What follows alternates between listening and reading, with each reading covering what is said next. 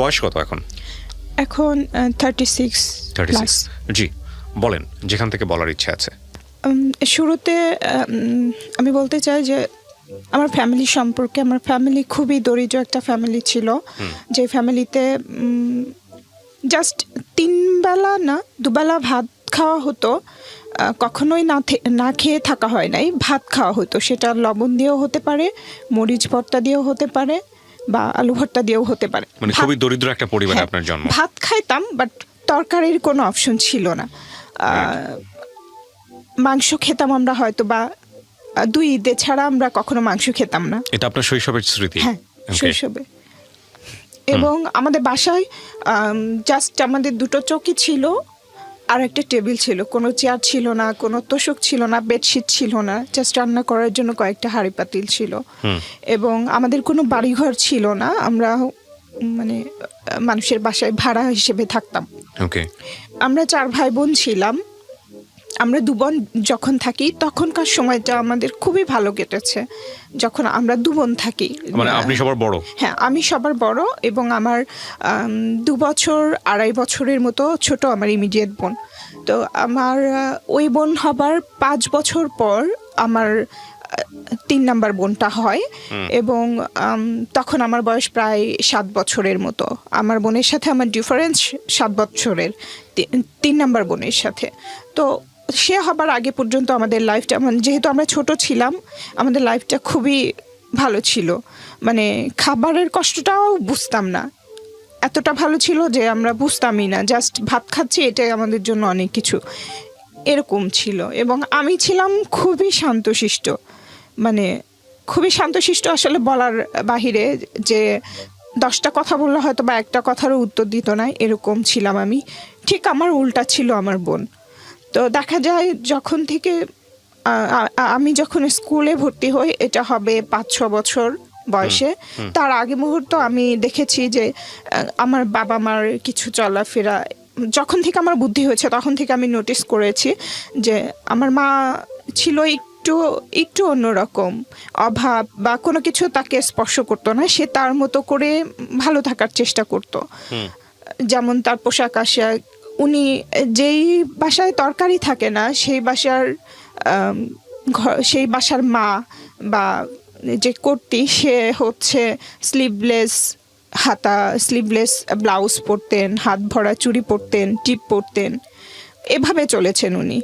তো এগুলো আমার ভালো লাগতো না, কেন জানি ভালো লাগতো না, জানি না, কিন্তু আমার ভালো লাগতো না। আমি বুঝতাম না এটার মানে খারাপ বা এটা অনেকের চোখে বাজে লাগে, এগুলো আমি কিছুই বুঝতাম না। জাস্ট আমি এতটুকু বুঝতাম যে আমার ভালো লাগতো না। এবং আমার বাবা মার ভেতরে মিল ছিল না কোনো দিক দিয়েই, তাদের ইচ্ছা অনিচ্ছা কোনো কিছুতেই মিল ছিল না। আমার বাবা যেরকম, তার উল্টো আমার মা। বাট একটা পর্যায়ে গিয়ে যখন আমার 6 বছর বয়স, আমাকে স্কুলে ভর্তি করাইছে মাত্র, তারপরে একটা ঘটনা, আমার মা বিভিন্ন সময় বিভিন্ন লোকদের সাথে সম্পর্ক বলতে আমি বুঝাইছি যে পাতানো সম্পর্ক, যেটাকে বলে অনেকে, যে বাবা ভাই, এই ধরনের সম্পর্ক। তো এরকম সম্পর্ক করতে থাকে। একদিন আমাদের বাসায় তার ভাই বলে একজনকে আনেন, ওনাকে আমরা মামা বলেই ডাকি। তখন জাস্ট আমি একটু বুঝি। তো আমার মা আমাকে ওনার কোলে বসায় দেয়, ওই মামার কোলে, যেটা আমার এমনিতেই খুবই শান্ত ছিলাম, আমার কোনো লোকজন ভালো লাগতো না, কোনো কিছুই আমার ভালো লাগতো না, জাস্ট আমি আমার মতো থাকতে পছন্দ করতাম। এবং তখন থেকেই আমার পড়াশোনার প্রতি একটা ইয়ে ছিল, আমার পড়তে ভালো লাগতো। যেহেতু মানে আমাদের বাসায় টিভি ছিল না, ফ্যান ছিল না, ফ্রিজ ছিল না, কিচ্ছু ছিল না, এবং আমি বাইরের বাচ্চাদের সাথে খেলতামও না। আমার বিনোদন বলতে ছিল বইয়ের পাতা, বইয়ের ভিতরে যে লেখা পড়তাম, ছবি দেখতাম, এগুলোই আমার সারাদিনের বিনোদন, আমার আর কিছুই ভালো লাগতো না। তো আমার মা ওই মামার কাছে আমাকে বসায়। আমার মা দেখছিল যে ওই মামাটা আমার স্পর্শ করছিল, এবং যেটা আমার খুবই বাজে লাগছিল এবং খুবই খারাপ লাগছিল, ভয়ও পাচ্ছিলাম। এবং আমার মনে আছে আমার চোখ দিয়ে পানিও বের হচ্ছিল, বাট আমি আমার মাকে বলতে পারছি না। এবং আমি যখন একটু জোরাজোরি করছিলাম, আমার মা আমাকে ধমক দিয়ে আবার ওনার কাছেই বসায় দিচ্ছিল। এটাই আমার লাইফের ফার্স্ট একটা অভিজ্ঞতা ছিল। আমি অত বেশি না বুঝলেও এতটুকু বুঝতাম। কোন ক্লাসে পড়েন আপনি তখন? তখন আমি মাত্র ভর্তি হয়েছি। মানে Class আপনার মা 1 চাচ্ছিল আপনি এই ধরনের অ্যাবিউজ হন বা দেখেও না দেখার ভান করছিল? হ্যাঁ, দেখে না দেখার ভান হোয়াট করছিল। ইন্টারেস্ট, কি ধরনের ইন্টারেস্ট কি থাকতে পারে? আপনি তো এখন ম্যাচিউর। তখন আমি যেটা বুঝতে পেরেছি, সে যাকে ভাই বলছে সে হ্যাপি থাকলে হয়তো বা সে আমার মাও কোনোভাবে হ্যাপি হবে। ইন হোয়াট সেন্স, হাউ, কিভাবে সম্ভব? লজিকটা থাকতে হবে। হয়তোবা চাচ্ছিল যে উনি আমার মাকে কিছু টাকা পয়সা দিবে বা একটা ভালো শাড়ি কিনে দিবে বা একটা গহনা কিনে দিবে, এরকম কিছু। এত এইভাবে হয়? এরকমই মানে চাওয়া পাওয়া অনেক বেশি ছিল না যে লক্ষ লক্ষ টাকা হবে, বাড়ি হবে, গাড়ি হবে, এরকম না। জাস্ট এই চাওয়া পাওয়াগুলো ছিল। আর আমার মার একটা নেশা ছিল, উনি হলে গিয়ে সিনেমা দেখা অনেক পছন্দ করতো। তো আমার বাবা যে চাল কিনে রাখতো সারা মাসের, উনি চালটা আগেই কিনে রাখতো, কারণ টাকা শেষ হয়ে গেলে চাল কিনতে পারবে না। তরকারি চিন্তা করতো না, জাস্ট ভাতের ব্যবস্থাটা করে রাখ। এবং আমি দেখেছি আমার মাকে ওই চাল আমার মা বিক্রি করে দিত, 2 কেজি 1 কেজি এভাবে বিক্রি করে দিয়ে সেই টাকা দিয়ে আমার মা গিয়ে সিনেমা দেখতো। কখনো একাও যেত, অন্য কোনো লোকের সাথেও যেত, আমাদেরকে রেখেই। আমি কোনো চিন্তা করতাম না আমাকে নিয়ে, আমি জাস্ট সারাদিন বই নিয়ে বসে থাকতাম। বাট আমার যে ইমিডিয়েট ছোট বোনটা, ও খুব উচ্ছল, খুব চঞ্চল, খুব জেদি, এরকম একটা মেয়ে ছিল। ও কোনো কিছুরই কেয়ার করতো না, এগুলো বুঝতোও না আর কেয়ারও করতো না। তো যখন এই ঘটনাটা ঘটে আমার সাথে, তখন থেকে আসলে আমার অন্যরকম একটা ফিলিংস কাজ করে সব সময়। মানে এটা খুবই একটা বাজে কাজ। আমার মাথায় শুধু এটাই খেলে যে এটা তো স্বাভাবিক না। আমি বুঝতাম না এটার মানে কি, বাট আমার ভালো লাগতো না। এবং তারপর থেকে আমার কোনো পুরুষ মানুষ দেখলেই আমার ওই কথাটা মনে হতো এবং আমি অ্যাভয়েড করতাম। সেটা ছোট ছোট ছেলে মানুষ হোক, বড় হোক, বৃদ্ধ হোক, সবাইকে আমার একটু অন্যরকম লাগতো। আচ্ছা। তো এই কারণে আমি আরও বেশি হয়ে গেলাম। আমি বাইরে গিয়ে খেলতামও না। তো যখন থেকে আমি যখন স্কুলে ভর্তি হই, আমার আব্বা চায় যে তারপরে থেকে, তখন তো প্রাইমারি স্কুল ছিল, খরচটা নাই বললেই চলতো আর কি, ওরকম কোনো খরচ ছিল না। বাট তারপরেও আব্বা বলতো যে লেখাপড়া করাবে না বা খরচ দিতে পারছে না, মানে খাতা কলম যে কেনার যে খরচটা। বাবা কি করতেন পেশায়? আমার বাবা সিকিউরিটি গার্ড ছিলেন, গভর্নমেন্ট। ওকে। তো তখন দেখা যায় যে আম্মার সাথে আম্মা আবার কাজও করতো, মানে ওই যে তার সিনেমা দেখার যে বিষয়গুলো, এগুলোর জন্য আমাকে কাজ করতে হয়েছে। এবং ফ্যামিলিতেও অনেক সময় খরচ করেছে ওই টাকা থেকে। যেমন উনি হচ্ছে বিড়ি বানাতেন, তারপরে ঠোঙা বানাতেন, এই ধরনের কাজগুলো। তারপর তোষকের ভেতরে যে নারিকেলের ছোবা, এগুলো হচ্ছে হাতুড়ি দিয়ে পিটায় এগুলো করতো। তো তখন থেকে আমি আমার আম্মার সাথে যে খেলার সময়টা, আমার যেহেতু খেলতে ভালো লাগতো না এবং এত অভাব, তো তখন থেকে আমি ট্রাই করছি আমার মার সাথে এই কাজগুলো করার, এবং আমি পারতামও। কিছু টাকা হেল্প হইতো, যেটা দিয়ে আমাকে খাতা কিনে দিত আব্বা। সেই খাতাটা ছিল আগের নিউজ প্রিন্ট, একটু দিস্তা কিনতো। সেটা শুধুমাত্র ক্লাসে লেখার জন্য, বাট বাসায় যে অঙ্ক প্র্যাকটিস করতে হয় বা কিছু করতে হয়, ওই খাতাটা কিনে দিত না। আমাকে হিসাব করে খাতা ইউজ করতে হতো। আমি খাতায় আগে পেন্সিল দিয়ে লিখতাম, ওই কাগজে পেন্সিলের লেখা দেখা যেত না, কারণ ওটা অনেক বেশি ডার্ক ছিল। যেটা একটু কম দামি সেটা ডার্ক থাকতো। হ্যাঁ, ওটা আমি পেন্সিল দিয়ে লিখতাম, ওটা শেষ হয়ে গেলে আবার ওটার উপরে কলম দিয়ে লিখতাম। তারপরে আমার অভিযোগ ছিল না, আমার শুধু কথা ছিল আমাকে একটু পড়াশোনা করতে দাও। তো তারা দিত। শুরুর দিকে এই নষ্ট চিন্তাগুলো আমার বাবার মধ্যে ছিল না, জাস্ট উনি কজ দেখাতেন, অভাবী ছেলে মেয়েদের পড়াশোনা করে লাভ কি, এরকম একটা কজ দেখাইতেন। কিন্তু আমার যে ছোট ছোট ইচ্ছাগুলো পূরণ হতো তার, সেই কারণে উনি চাইতো যে কিছু হলেও বাধা দিত না। তো তখন থেকে আমি আমার সাথে কাজ করতে থাকি, এভাবেই যাচ্ছিল। আমার ছোট বোন, আমি স্কুলে যেতাম, এর মাঝখানে আমার এই বোনটা হয়ে গেছে। এবং ওই একটা আঙ্কেল আছে, উনি প্রায় আমাদের বাসায় আসতেন এবং খুবই ভালো সম্পর্ক ছিল। মানে সত্যি সত্যি আমাদেরকে মেয়ের মতোই স্নেহ করতেন। আমার ভাই এবং ওনাকে সবাই দেখলে, চেহারাও এক ছিল, চেহারা অনেক মিল ছিল। তো সবাই ভাবতো ওনারা 2 ভাই, সেই হিসাবে সত্যিই ভাবতো সত্যি উনি আমার চাচা। তো আমাদের বাসায় রেগুলার আসা যাওয়া করতো, দেখতাম যে আম্মার সাথে অনেক উনি সবসময় হাসি খুশি থাকতো, মানে সবসময় আব্বা না থাকলেও বাসায় ওনারা। আর আমাদের একটা রুমই ছিল, রুমের বাইরে বারান্দায় আমি সারাক্ষণ পড়াশোনা করতাম, ওনারা রুমের ভেতরে গল্প করতো। তো তখন তো আসলে বুঝতাম না, অনেক পরে বুঝেছি যে এসবের মানে আসলে কি। তো এরপরে আমার ছোট বোন হয়, ছোট বোন হবার পরে আমার ওই বোনটাকে উনি খুবই আদর করে, ওই আঙ্কেলটা। বুঝতাম না, মানে অনেক বেশি, যেটা কোনো চাচা কোনো তার ভাইয়ের মেয়েকে করে না বা এরকম কিছু। তো একদিন আমার মাকে আমি দেখছি ওনারা কথা বলতেছিল, আমার আম্মা বলতেছিল যে এটা তো আপনারই কোনো খোঁজ খবর রাখেন না, কোনো খরচ দেন না, এরকম করলে কেমন হয়, এই ধরনের কথা বলছিল। তখন উনি রাগ হয়ে গেছিল এবং বলছিল যে এই ধরনের কথা এগুলো যদি বলতে থাকে আমার মা, তাহলে আর আমাদের বাসায় আসবে না বা আমার মার সাথে কোনো রাখবে না, যোগাযোগ রাখবে না। তখন আমার মা আর কিছু বলে না, আবার তারা স্বাভাবিকই থাকে, আসা যাওয়া কথাবার্তা সব কিছুই হয়। তো তখন আমি বুঝতাম না এই কথাগুলোর মানে কি ছিল। পরে আমি যখন বড় হয়ে আস্তে আস্তে আমি বুঝতে শিখি। তো আমার বোন, ছোট বোন, আমি যখন ক্লাস 4-এ পড়ি, 4 থেকে 5-এ উঠেছি আর কি, আমাদের কোনো বাড়ি ছিল না ওই সময়। আমার বাবা তার অফিস থেকে এক্সট্রা কোনো একটা টাকা পেয়েছিল, তখন মাত্র 4,000 টাকা শতাংশের 2 শতক জায়গা আমার বাবা কিনেছিল। কিনে ওখানে আমরা বেড়া দিয়ে একটা ঘর করা ছিল, বেড়া দিয়ে ওই ঘরে আমরা থাকতাম, কারেন্ট ছিল না। তো ওখানেই থাকতাম, ওই চাচার বাসার পাশাপাশি আর কি, একই জায়গায় ছিল বাসাটা। তো তখন ওই বাসায় দেখা যায় এলাকার অনেক, তখন আমি স্কুলে যাওয়া আসা করতাম, এলাকার অনেক ছেলে পেলে আমাকে ডিস্টার্ব করতো। সেটা আমি আমার মাকে এসে বলতাম যে এই ছেলে এটা বলছে, ওই ছেলে এটা বলছে।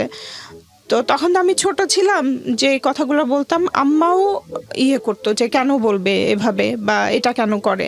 তখন আম্মা আবার যে ওই ছেলেপেলেদের গার্জিয়ানদের জিজ্ঞেস করতো যে আপনার ছেলে এটা করছে ওইটা করতে, নিষেধ করবে। তো এরকম করতে থাকে, এরকম করতে করতে দেখা যায় যে একটা সময় বেশ মোটামুটি একটা হয়ে যায় যে তারা আমাদের উপরে বিরক্ত, যে মেয়ে থাকলে এরকম বলবে, সেটা নিয়ে কমপ্লেন করতে আসবেন কেন, এরকম আর কি। তো ওইটা নিয়েও আমার মা বিরক্ত হয় যে এদেরকে নিয়ে আমার কথা বলে যে তোদেরকে নিয়ে তো ভালো বিপদেই পড়তেছি দিনে দিনে। তো একটা সময় দেখা যায় আমার যে আমি আর একটা কথা বলতে ভুলে গেছি, যে আমি আমার বাবার হচ্ছে সেকেন্ড ওয়াইফের মেয়ে, আমরা ছেলে মেয়ে। আমার বাবার ফার্স্ট ওয়াইফ ছিলেন, উনি মারা গেছেন 3টা ছেলে রেখে, ওনার কোনো মেয়ে নেই ওই সংসারে। তো ওই ভাইরা অনেক বড়, আমার মায়ের মতো বয়স বড় ভাইটার। তো যখন আসলে ওই ছোট ভাইয়ের, আমার যে ওই সংসারে আমার বড় মায়ের যে ছোট ছেলে, উনি হচ্ছে আমাদের এলাকাতেই বিয়ে করেছে, ওখানে শ্বশুর বাড়িতেই থাকে উনি।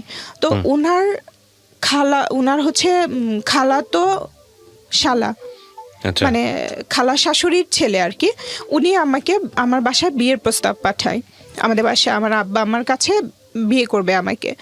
তখন আমার আব্বা বলে এত ছোট মেয়ে, মাত্র ক্লাস 5-এ উঠলো, ওকে কি বিয়ে দিব না। আর আমি তো একদমই না, আমি তো পছন্দই করি না কোনো ছেলেপেলেকে, এটাও তো আব্বা বুঝে। তো আম্মাও খুব একটা রাজি না, বিয়ে দিবে না। বাট ওই ছেলেটা অনেক বেশি ডিস্টার্ব করতে থাকে, আমাদের বাসার দরজায় মদ খেয়ে এসে পড়ে থাকে। আপনি তখন কিসে পড়ছেন? আমি তখন ক্লাস 5-এ উঠেছি। আপনাকে বিয়ে করার জন্য? হ্যাঁ।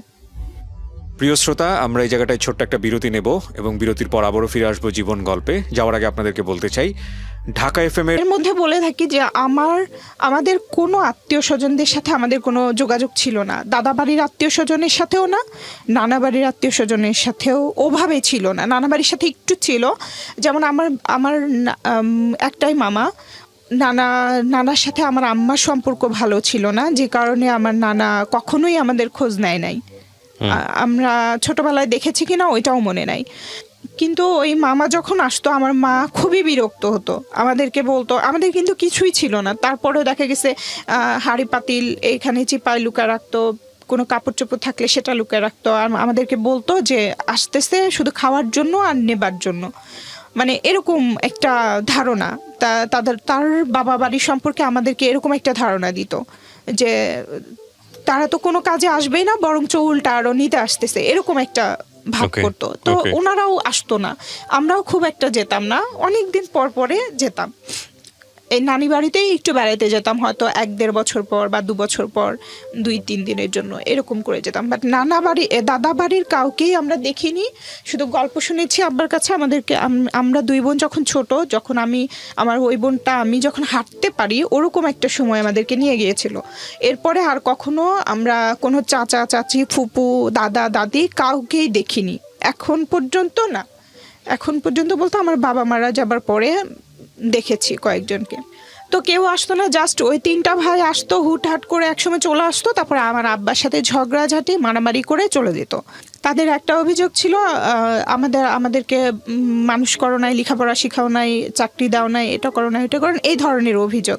এবং বাসায় যা থাকতো, যে কটা জিনিস থাকতো, একটা কাঁথা আছে, কাঁথাটাও নিয়ে চলে যেত, একটা পাতিল আছে ওইটা নিয়েও চলে যেত, এরকম করতো। আর ওগুলো করতে গেলে যখনই আব্বা আম্মা বাধা দিত তখনই মারামারি হতো। জাস্ট আমরা 2 বোন দরজায় চিপায় দাঁড়া দেখতাম যে এরকম বাবা ছেলে বা আমার মা এরকম ঝগড়াঝাটি মারামারি হচ্ছে।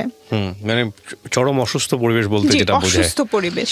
তো ওই ভাইটা হঠাৎ করে কেন জানি উনি বগুড়া, মানে আমাদের হোম ডিস্ট্রিক্টে যায় আর কি। ওনার বাবাও এই অফিসেই চাকরি করতেন, আমার বাবা যে অফিসে করেন ওই অফিসেই চাকরি করতেন। উনি মারা গেছেন, উনি আগে ওখানেই ছিলেন, মারা যাবার পরে ওই ফার্স্ট মনে হয় উনি গিয়েছিলেন।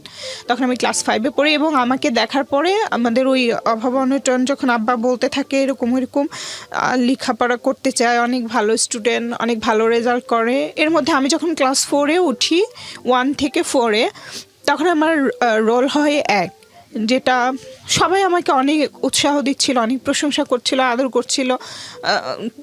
অতটা না বুঝলেও এটা বুঝতাম যে আমি ভালো একটা কিছু করেছি, এই জন্য আমাকে, মানে ওইটা আমার জন্য ইন্সপায়ার হয়েছিল। আমার লেখাপড়ার প্রতি তখন আরও আগ্রহ বেড়ে যায়। তো আব্বা এরকম বলতে থাকে যে ও তো অনেক ভালো স্টুডেন্ট, লেখাপড়ার খরচ দিতে পারি না এসে। তখন আমার ওই চাচা বলে, তাহলে আমি আপনাকে, এর মধ্যে আবার আমাদের ওই বাড়িটা বিক্রিও করে দেওয়া হয়। আব্বা অনেক টাকা লোন করে ফেলে। আমার আব্বা খুবই বেহিসাবে একজন লোক, উনি মনে হয় তখন বেতন পেতেন হয়তো বা 1500 বা 1200 এরকম, বাট খরচ করে ফেলতো 3000-3500 টাকার মতো, শুধুমাত্র তার চা আর সিগারেট। এবং উনি একা চা খেতেন না, একা সিগারেট খেতেন না, 3-4 জন মিলে বসতেন, সেটার উনি বলতেন যে লিখে রাখো, এভাবে বাকি জমা হয়ে যেত। ওইটা জমতে জমতে একসময় 10,000, 20,000 এরকম টাকা হয়ে যেত। তো ওই টাকাগুলো আব্বার তো কোনো এক্সট্রা ইনকাম ছিল না, দিতে পারতো না। তখন দেখা যায় যে যেই অ্যামাউন্ট বেশি যার, সে হয়তো আব্বার কাছে আসতো যে ঠিক আছে আপনার মেয়েকে বিয়ে, আমার ছেলে বা আমার ভাই মানে বিয়ের প্রস্তাব নিয়ে আসতো, বিয়ে দিলে এই টাকাগুলো শোধ করে দিবে। তখন আব্বার ভিতরে একটা কাজ করতে থাকে, এবং আম্মার ভেতরে পুরাপুরি একটা লোভ কাজ করতে থাকে। তো আমার চাচাতো ভাই যিনি ছিলেন, উনি আব্বাকে অফার দেয় যে আপনার বাড়িটা তো ছিল জাস্ট 1 বছরের মতো ছিল বাড়িটা, এরপরে বিক্রি করে দেওয়া হয়।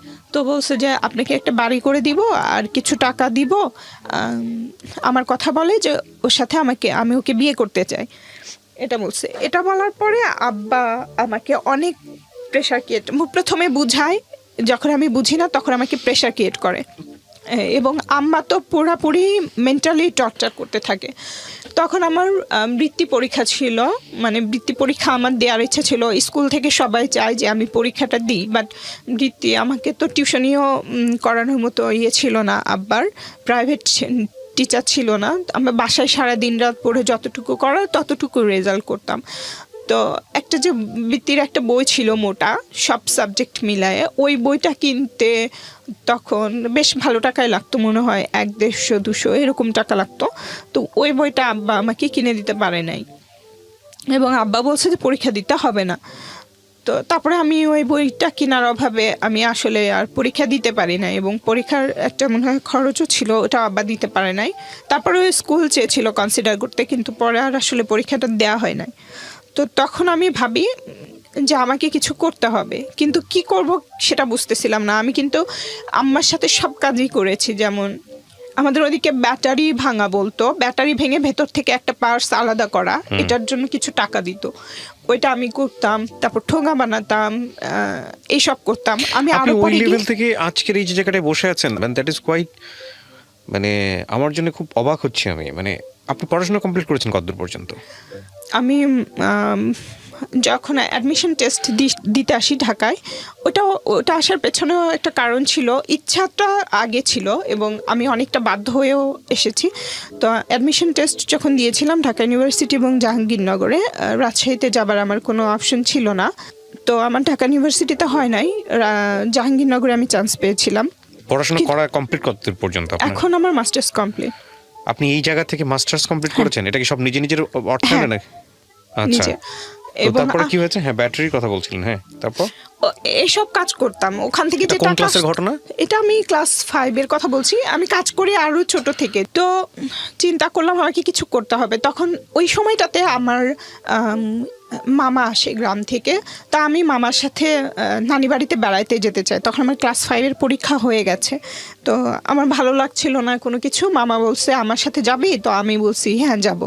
তো আমি বেড়াইতে গেছি, শুধু আমি একা গেছি, আমার ছোট বোনটা রয়ে গেছে। তখন আমার ছোট ভাইটার বয়স মাত্র হয়তো বা 1 মাস 1.5 মাস এরকম হবে, মানে আতুর ঘর যেটা বলে ওখানেই আছে আমার ভাই মা। তো আমি আমার মামার সাথে চলে যাই আমার নানি বাড়িতে বেড়াইতে কয়েকদিনের জন্য। এর মধ্যে আমার যে ছোট ভাইয়ের কথা বলেছিলাম, তার শালার জন্য আমার বিয়ের প্রস্তাব আসে। ওই ছোট ভাইটা কোনো একটা প্ল্যান করে আমাদের কোনো ক্ষতি করার জন্য, ওই রাগ থেকে যে আমরা তাদেরকে ডিনাই করেছি, যে তাদের প্রস্তাবটা মানি নাই, বিয়ে দেই না, বা এটা থেকে প্রতিশোধ নেওয়ার জন্যই হোক বা যেভাবেই হোক, তারা আমাদের কোনো একটা ক্ষতি করতে চাচ্ছিল। এই কারণে আসে আমাদের বাসায়, এসে দেখে আমি নাই। তো তখন আমার ওই ছোট বোনটাকে বলে যে আমাদের ওখানে মেলা হচ্ছে, চল মেলায় ঘুরতে নিয়ে যাই, এটা বলছে। তো আমার আম্মা তো জানে যে ওই ভাইটা ভালো না, আমাদের কোনো ক্ষতি করবে। তো আম্মা চাচ্ছিল যে না যেতে, বাট ও জেদ ধরে বসছে ও যাবে। তো ওকে মেলায় নিয়ে গেছে। আমি খুবই শর্টকাটে বলছি, এর মধ্যে আরো অনেক বিষয় আছে। যেমন ওকে নিয়ে যাচ্ছিল একটা থানা, ওদের এলাকায় যখন ঢুকে গেছে, একটা থানা ক্রস করতে, ওই থানার সামনে দিয়ে যাচ্ছিল। তো আমার আব্বা দেখতে অনেক কালো ছিল, অনেক উঁচা লম্বা ছিল। আর আমার ভাইয়েরাও আব্বার মতো ছিল দেখতে। আর আমার ছোট বোনটা ছিল অনেক বেশি সুন্দর, পরীর মতো ছিল, মানে একদম পিঙ্ক কালারের গায়ের রং যেটা হয় সেরকম। তো যখন এরকম কয়েকটা লোকের সাথে, এরকম কালো কালো কয়েকটা লোকের সাথে এত সুন্দর একটা বাচ্চা যাচ্ছে, ওই থানার লোকজনেরা ওদেরকে ওখানেই আটকায় দেয় এবং প্রশ্ন করে যে কে কি। আমার বোন বলছে যে এটা আমার ভাই, বাট ওরা বিশ্বাস করছে না। তখন আমার আব্বার অফিসে ফোন দিয়ে আমার বাবাকে ডাকায় যে এরকম এরকম ঘটনা, আপনি আসেন, এটা কি আপনার মেয়ে কিনা আর ওইটা আপনার ছেলে কিনা।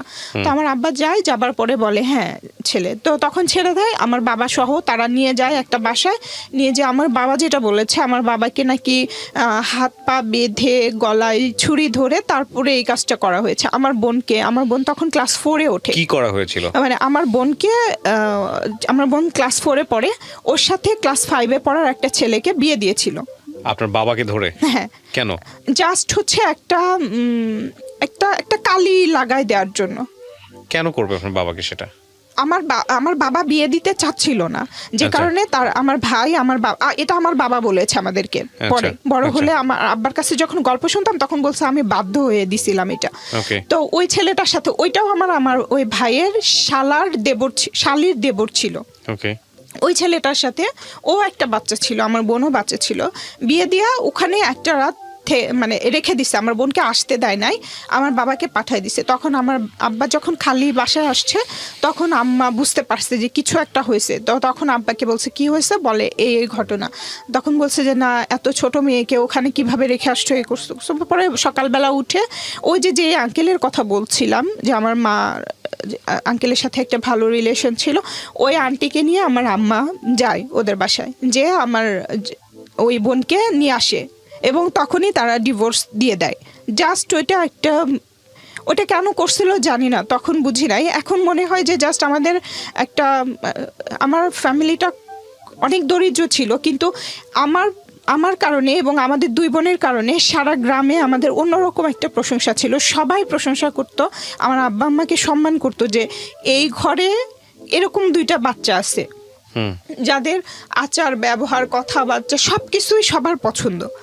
তো হয়তো বা এইসব কারণেও হতে পারে যে জেলাস থেকে বা যে কোনো কারণেই হতে পারে এই কাজটা করছিল তারা, এবং তখনই ডিভোর্স হয়ে যায়। তো আমার বোন তো তখন কিছু বুঝতো না, বিয়ে কি ডিভোর্স কি এসব কিছুই বুঝতো না। জাস্ট 1 সপ্তাহ পরে যখন আমি নানি বাড়িতে আসি, তখন আমাকে যখন বাসায় ঢোকার আগে কয়েকজন বলে তোমার বোনের তো এরকম বিয়ে হয়েছিল। তা আমিও তো তখন অত ভালো বুঝি না, জাস্ট বিয়ে শব্দটা পরিচিত, বাট বিয়ে মানে কি, ডিভোর্স কি, এগুলো তো অত ভালো বুঝতাম না। তা আমি আম্মাকে এসে বলি যে কি হয়েছে, বলে কি এরকম এরকম ঘটনা। তো যাই হোক, তখন পরে আমরা যখন স্কুলে যাইতাম ওকে সবাই বিভিন্নভাবে খ্যাপাইতো যে তোর তো বিয়ে হয়েছিল এটা ওটা। ওর আবার এটা খুব রাগ ছিল, জেদি ছিল, ভালো লাগতো না। তো তখন থেকে ওর স্কুলের প্রতি একটা অনীহা চলে আসে, মানে ও স্কুলে যাবে না, এসব কথা তার ভালো লাগে না। তো এরকম করতে থাকে, বাট আমি তো ছাড়বো না। তো স্কুলে যাইতে থাকলাম আমি, সব কিছু এভাবেই চলতেছিল। যাই হোক স্কুলে গেলাম, একটা সময় দেখা গেছে আমার জন্য আরও হেল্প হলো। আমরা যখন আব্বা নেক্সটে একটা পাকা ঘর ভাড়া নিল, মানে যেটার মেঝে পাকা, তো তখন আমার জন্য আরও সুবিধা হলো। আব্বা আমাকে চক কিনে দিত, আমি পাকার মধ্যে অঙ্ক করতাম, মানে অঙ্কটা বিশেষ করে কাপড় দিয়ে মুছে আবার করতাম। এটা আমার জন্য অনেক বড় একটা সুযোগ ছিল ওই পাকা বাসাটা ভাড়া নেবার কারণে। এভাবেই পড়াশোনা হচ্ছিল, মানে রেজাল্টও খুব ভালো হচ্ছিল। যখন আমি এর মধ্যে ওই আমার চাচাতো ভাইয়ের ওইটার জন্য আমাকে সবসময় প্রেশার ক্রিয়েট করা হচ্ছে। তো যাই হোক, আমি তখন পরিচিত একটা মামা ছিল, ওই মামারাও চাইতো যে আমাকে ভালো একটা কোনো জায়গায় বিয়ে দিবে, যেটার বিনিময়ে তারা সবাই বেনিফিটেড হবে। মানে দেখা গেছে বড় একটা টাকা দিবে, সেখান থেকে ওই মামা, মানে ওই যে পাতানো মামা, এটা হচ্ছে আর একটা পাতানো মামা, ওনারা বিহারি ছিল। আমার আব্বাও পছন্দ করতো ওনাকে, আম্মাও পছন্দ করতো। উনি একটা মেজরের সাথে সম্পর্ক নিয়ে আসছিল যে এই মেজরটা একটা বউ আছে, বাট এখানে একটা বিয়ে করবে, বিনিময়ে আপনাদেরকে অনেক কিছু দিবে। হ্যাঁ, এটা বলে। তখন আব্বা আম্মা রাজি হয়ে যায়। তো আমাকে বলতে থাকে যে এরকম একটা লোক। আমি বলছি মেজর হোক বা যেই হোক আমি বিয়ে করব না, যেই হোক না কেন বিয়ে করব না, সেটা যেই হোক। তো তখন ওনারা আমাকে একটা সেলাই মেশিন কিনে দেয় ওই মামা। তখন আমি সেলাই মেশিনটা নেই, মানে বিয়ের জন্য না, বলছে ঠিক আছে। ওনারা আমাকে আস্তে আস্তে কনভিন্স করতে চাচ্ছিল, মানে লোভ দেখায় হোক বা যে কারণে হোক। তো ওনার মামা আমাকে বলে যে একটা সেলাই, এটা আমি পরে বুঝতে পেরেছি যে এগুলো একটা, তো বলতো যে তোমার মেয়েরা তো লেখাপড়ায় অনেক ভালো শুনেছি, তো কি অবস্থা, বলে কি না স্যার পড়াইতে পারি না, পড়াশোনা বন্ধ করে দিব, এটা সেটা অনেক ধরনের কথা বলতো। তখন ওনারা আব্বাকে কিছু টাকা দিয়ে যেত। এটা খুব আপনি বুঝতেন যে বাবা ইচ্ছা করে এটা করতেছে, বা নিরুপায় হয়ে করতেছে। হ্যাঁ, ইচ্ছা করেই করতেছে। তো ওই টাকাগুলো আব্বা নিত, বাট ওই টাকাগুলো আমার পিছনে খরচ করতো না। দেখা গেছে 500 টাকা 1000 টাকা আমার বই কেনার জন্য দিত বা একটা ড্রেস কেনার জন্য দিত, কিন্তু আব্বা আমাকে দিত না। মানে এভাবে মানুষের কাছ থেকে আমাকে দেখায় টাকা নিয়ে এনে উনি খরচ করতো, যেটা আমার ভালো লাগতো না। আর আমি তো কাজ করে দিতামই, আমার যতটুকু আমি কাজ করতাম, জাস্ট আমার খাতা কলম ছাড়া। আমার স্কুলে কোনো বেতন ছিল না, এবং কোনো দিনই আমি প্রাইভেট কি জানি সেটা বুঝতাম না। তো যখন আমি ক্লাস 7-এ পড়ি, একদিন আফসোস করতেছিলাম যে প্রাইভেট কি, মানুষ কিভাবে প্রাইভেট পড়ে, কিভাবে পড়ায়। তো আমার ছোটো বোন বলছে তুই প্রাইভেট পড়তে চাস, তুই শুধু একবার বল। আমি বলছি হ্যাঁ চাই। তখন ওর অনেক জেদ ছিল, ও যেটা জেদ করবে সেটা আমার বাবা মাকে দিতেই হবে। 1 দিন 2 দিন 10 দিন বিছানায় না খেয়ে বিছানার সাথে লেগে যাবে, উঠতে পারবে না, ও সেটাই করতো, না খেয়ে থাকতো যতক্ষণ তার ইচ্ছা পূরণ করবে না ততক্ষণ। তো একটা সময় যে আব্বা আম্মা বাধ্য হইতো তার ইচ্ছা পূরণ করতে। তো বলতো যে এরকম আমাদের 2 জনকে প্রাইভেট পড়তে দিতে হবে। তো আম্মা পাশের এলাকার একজন মহিলা টিচার ঠিক করছে। তো আমরা যাচ্ছি, খুব এক্সাইটেড, প্রাইভেট পড়বো। কিভাবে পড়ায় জানি না, তো প্রাইভেট পড়ে কি, আমি তখন ক্লাস 7-এ পড়ি।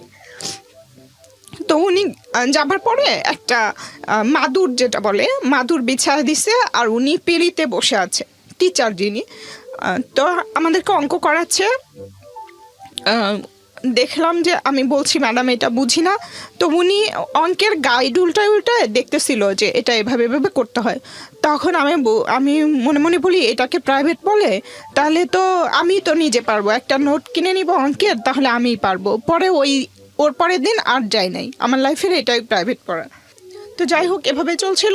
যখন আমি ক্লাস 8 থেকে 9-এ উঠি, আমার আব্বা আম্মা আমার পড়াশোনা বন্ধ করে দিবে, এই চাচাতো ভাইকে বিয়ে না করলে পড়াশোনা বন্ধ করে দিবে, বা আরও অনেকগুলো অফার ছিল তাদের হাতে। ওই মেজর ছিল, তারপরে আরও কয়েকজন ছিল যারা তাদের বাড়ি করে দিবে, জায়গা ঋণ শোধ করে দিবে, অনেক টাকা পয়সা দিবে, এরকম অনেক অফার ছিল। যেটার কারণে আমার আব্বা আমাকে প্রেশার দিতে থাকে যে তুই যদি পড়াশোনা বন্ধ না করিস বা বিয়ে না করিস তাহলে হচ্ছে করব, তোকে বাসা থেকে বের করে দিব, এরকম বলে। তো আমি তখন পৃথিবীর কিছুই বুঝি না, আমি জাস্ট ঘরের ভেতরের জানা দেখা আর ক্লাসের ভিতরে দেখা, আর যাবার পথে যে কোন ক্লাসে পড়তেন আপনি ওই সময়? তখন আমি ক্লাস 7 থেকে 8-এ উঠবো। ওকে। তখন তো আমি ওই শুধু অতটুকু রাস্তা চিনতাম, আর কিছু বুঝতাম না। তো আমাকে যদি বের করে দেয় আমি কোথায় যাব? তখন আমার মামা আবার আসে, ওই আমার যে আপন মামা উনি আসলে আমি মামাকে বলি যে মামা আপনার সাথে নিয়ে যাবেন, আমি আপনাদের ওখানে স্কুলে পড়াশোনা করব, ওখান থেকে আমি এসএসসি পরীক্ষা দিব, এখানে আব্বা আমাকে পড়াবে না। তো এরকম করে আমি মামাকে রাজি করাই। উনিও অনেক ছিল, মানে আমাদের পিছনে যে 1 টাকা খরচ করবে ওই মন মানসিকতা ছিল না, কিন্তু আমি অনেক কান্না করতেছিলাম যে আমাকে এইটুক সুযোগ দেন। আর ওনার কোনো ছেলে মেয়েও ছিল না, তারপরেও উনি হেল্প করতে চাচ্ছিল না। কিন্তু আমি একটা সময় অনেক কান্নাকাটি করে অনেক বুঝাই যে আমি ওখানে আপনাদেরকে কিছুই ডিস্টার্ব করব না, খাওয়া দাওয়া নিয়ে আমার কোনো কমপ্লেন থাকবে না, কিছু থাকবে না, জাস্ট আমাকে একটু স্কুলে যাওয়া আসা করতে দিবেন, এসএসসি পরীক্ষা দিতে দিবেন। তা আমি তখন 7-এ পড়ি, এসএসসি কিভাবে দিব? তখন আমি চিন্তা করলাম যে আমাকে কিছু করতে হবে, মানে ড্রপ করতে হবে, আমার স্কিপ করতে হবে, আমার ক্লাস 8-এ পড়া যাবে না, আমাকে তখনই 9-এ পড়তে হবে, তাহলে আমি 1 বছর আগায় যাব। তখন আমি এখান থেকে যখন ক্লাস 7-এ পরীক্ষা দিই, তখন আমি নানি বাড়িতে চলে যাই, যে আমি 8-এর ক্লাসটা না করে আমি ওখানে গিয়ে ক্লাস 9-এ ভর্তি হই। ওকে। তো মাঝখানে আমি আবার এখানেও এসে থাকি 3-4 মাস করে, আবার ওখানে যাই। এখানে যখন আসি আমি ক্লাস 8-এর ক্লাস করি, যে স্কুলে পড়তাম 7 থেকে 8-এর ক্লাস করতাম, আর নানি বাড়িতে গিয়ে 9-এর ক্লাস করতাম, একসাথে 8-9 এভাবে করে। তারপরে যখন আমি এখানে 9-এ উঠে যাই, তখন তো ওখানে 10-এ উঠে যাই, তখন আমি ওখান থেকে পরীক্ষা দিই। এবং আমার সাবজেক্ট ছিল সায়েন্স থেকে আমি পরীক্ষা দিই। আমার একটা খালাতো ভাই ছিল, উনি আমাকে হেল্প করেছে আমার ফিজিক্স, কেমিস্ট্রি, ম্যাথে, উনি আমাকে দেখাই দিতেন। আর এর মধ্যে আমি মামার বাড়িতে আর থাকতেও পারি নাই, মামা যে আমাকে হেল্প করতে চাচ্ছিল না, আমি তো একরকম জোর করেই গেছি। কিছুদিন পরে আমাকে ওখানে আর তারা রাখে নাই, তখন আমার মার দুঃসম্পর্কের মানে চাচাতো বোন আর কি, পাশের এলাকার, ওনার ওখানে আমাকে পাঠায় যে কোনোভাবে। যেহেতু আমি এখানে আসতে চাচ্ছিলাম না, আমি আম্মাকে কনভিন্স করছি যে তুমি শুধু আমাকে পরীক্ষা দিতে দাও, তোমার সব ইচ্ছা আমি পূরণ করব, শাড়ি চুড়ি গহনা যা আছে সব কিছু। এবং আমার মা দেখছি যে কোনো একটা মহিলাকে যদি কেউ সালাম দিত, মুরব্বী মহিলা বা ভদ্র মহিলাকে যদি কেউ সালাম দিত, এটা নিয়ে আমার মার খুব কমপ্লেন ছিল, ওই মহিলাকে সালাম দেয়, উনি কষ্টও পেত যে আমাদেরকে তো কেউ সালাম দেয় না। তখনই আমি মনে মনে ডিসিশন নিয়েছিলাম, একটা সময় তোমাকে সবাই সালাম দিবে, তোমাকে এমন একটা জায়গায় নিয়ে যাব। তো আমার মাকে এগুলো লোভ দেখায় যে তুমি জাস্ট আমাকে এসএসসিটা দিতে দাও। তো আমার কোনো রকমের রাজি হবার পর তার ওই বোনের বাসায় রাখে, ওখানেই থাকি। ওখান থেকে আমি পরীক্ষা দিই, খুবই ভালো রেজাল্ট হয়। তখন আমি তো 1 বছর আগে পরীক্ষা দিলাম, 2001-এর পরীক্ষা 2000-এ দিয়ে দিলাম। তখন আমার ফার্স্ট ডিভিশন, দুটোতে লেটার ছিল। তো এখন তো আর ওখানে থাকতে পারবো না, তারপরে আবার চলে আসি রেজাল্টের পরে, আমাদের বাড়িতে চলে আসি। আসার পরে সবাই আব্বাকে অনেক বাহবা দিচ্ছিল, অনেক প্রশংসা করছিল, তোমার মেয়েকে ডাক্তার বানাও, এটা বানাও ওটা বানাও, অনেকে বলতেছিল। আমারও ইচ্ছা ছিল, বাট সামর্থ্য তো আমাদের ছিল না। তা আমার ইচ্ছে ছিল কোনো রকমে জাস্ট পড়াশোনাটা কন্টিনিউ করা।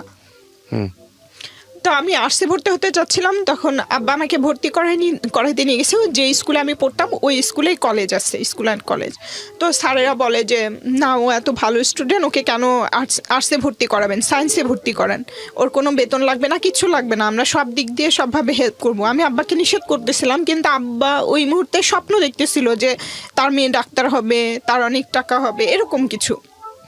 তো আমাকে সায়েন্সে ভর্তি করায়। তো প্রাইভেট ছাড়া তো আমি সায়েন্সে ভালো করতে পারবো না, তারপরে বাসায় এত মেন্টাল টর্চার। তো যাই হোক, কোনো রকমে এভাবে পড়াশোনা করতেছিলাম, সারা দিন রাত পড়তাম, বুঝে হোক না বুঝে হোক পড়তে থাকতাম।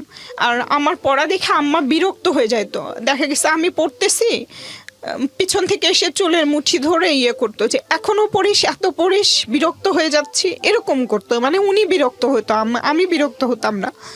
আর আমি রাত জাগতে পারতাম না ছোটবেলা থেকেই। আমার বোন বসে বসে পাহারা দিত যে যত যাই হোক তোকে পড়াশোনা করতে হবে, তোর ইচ্ছা তোর পূরণ করা লাগবে। মানে সব কিছু থেকেও আমাকে প্রোটেক্ট করতো, আব্বা আম্মার সব কিছু থেকে, বাইরের সব কিছু থেকে। এবং ও রাত জেগে বসে থাকতো, আমি পড়তাম যেন আমি ঘুমাই না, যে ও রাত জেগে বসে থাকতো।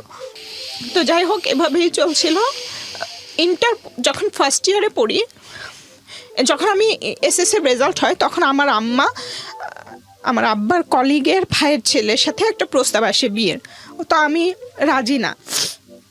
আম্মাকে আবার ওই লোভ দেখাতে থাকি যে আমাকে শুধু সুযোগ দাও, আমি ইন্টার পাস করলে তোমাকে এটা ওটা করে দিব, সব করে দিব। আর আব্বা আম্মা বলতো কি, ওইটা তাদের ঋণ শোধ করা। বলে কি, জন্ম দিছি, আমরা যেভাবে বলবো সেভাবে কাজ করবি, তাহলে আমাদের জন্মের ঋণ শোধ হবে। যাকে বলবো তাকে বিয়ে করবি, তাহলে জন্মের ঋণ শোধ হবে। আমি বলছি যে হ্যাঁ করব, কিন্তু আমাকে ইন্টার পাসটা করতে দাও। তো এরকম করতে থাকে, আম্মাকে বলি, মানে সময় নেই। তারপরে আমার ওই সময়টাতে ওই বলে যে জাস্ট দেখতে আসবে, বিয়ে দিব না। তো আসে, দেখতে আসলে দেখি যে আমাকে কোনোভাবে রাজি করায় দেখানোর জন্য। ওইটা আমার লাইফের ফার্স্ট মানে ফর্মালি কোনো একটা ছেলে দেখতে আসে। তো দেখতে গেলে দেখি যে আমাকে বিয়ে দিয়ে দিচ্ছে। মানে এটা বুঝি যে ওখানে সিগনেচার করতে বলতেছে, তার মানে বিয়ে হয়ে যাচ্ছে। আমার আগে আমার ছোট বোন বুঝে গেছে, বলে কি, এই ছেলে দেখতে এত কালো, তুই এত সুন্দর, ওই ছেলের সাথে বিয়ে দিব না। তখন ও তো চিৎকার চেঁচামেচি শুরু করে যে আমার বোনকে বিয়ে দিব না, বিয়ে দিব না। এরকম করতে করতে দেখা যায় যে ওই গার্ডিয়ানদের মধ্যে কোনো একটা বিষয় নিয়ে ঝামেলা হয়ে যায়। জানি না কি বিষয়, মেবি এটাকে কাবিনের টাকা নাকি দেনমোহরের টাকা, এইটা নিয়ে একটা ঝামেলা তৈরি হয়। তখন হয়ে যাবার পরে তারাই বলে যে হ্যাঁ বিয়ে দিব না। আমার আব্বা বলে, আমার আব্বার পক্ষ থেকে আরও কিছু কলিগরা, কাকারা যারা আছে, ওনারা বলে। তো বিয়েটা ভেঙে যায়। ভেঙে যাওয়ার পরে ওই ছেলে ঠিক 1 বছর পরে, আমি যখন কলেজে পড়ি, তখন আবার আসা শুরু করে। মানে আমি স্কুলে যাচ্ছি, স্কুলের রাস্তার মাঝখানে দৌড় দিয়ে এসে আমার পা ধরে বসে থাকে। মানে আমাকে বিয়ে না করা পর্যন্ত সে পা ছাড়বে না, রাজি না হওয়া পর্যন্ত। তখন আমি তো অনেক ভয় পেয়ে যাই, প্লাস কান্নাকাটি। ওখানে কি করব, রাস্তার ভিতরে মানুষজন হা করে তাকায় থেকে দেখে, এরকম একটা অবস্থা। তো এরকম রেগুলার করতে থাকে। ওটা আমি আম্মাকে বলে দিই যে এরকম করে। তখন আম্মা আমাকে আবার টর্চার শুরু করে যে তোর হচ্ছে, আমার আম্মা সবসময় আমাকে অভিশাপ দিত।